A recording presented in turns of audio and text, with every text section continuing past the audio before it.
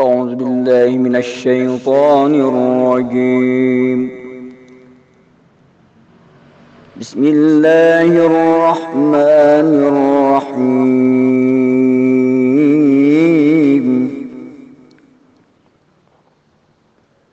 سبحان الذي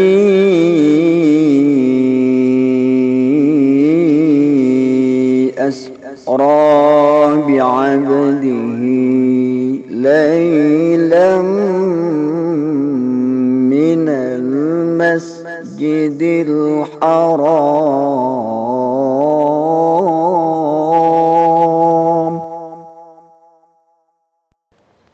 المسجد الحرام إلى المسجد الأقصى الذي باركنا حوله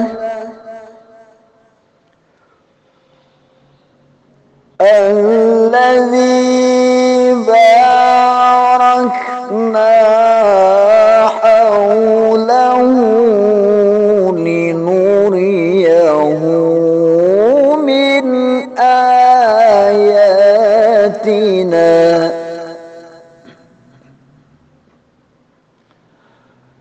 إنه هو السميع البصير.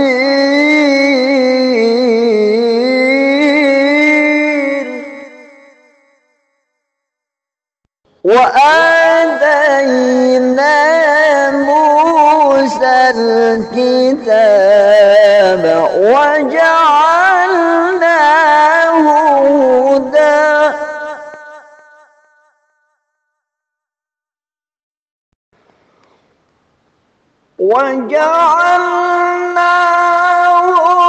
هدى لبني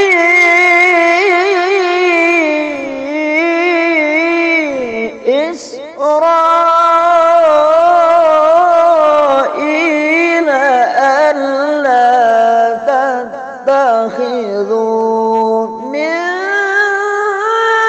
دوني وكيلا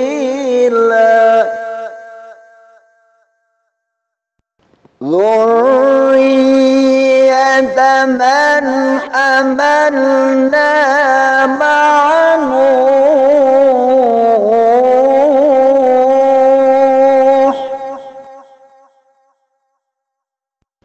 ذرية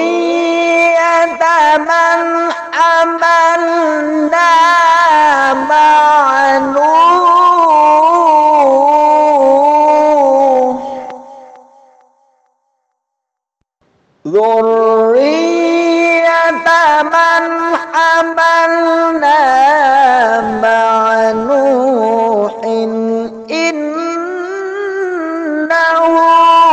كان عبدا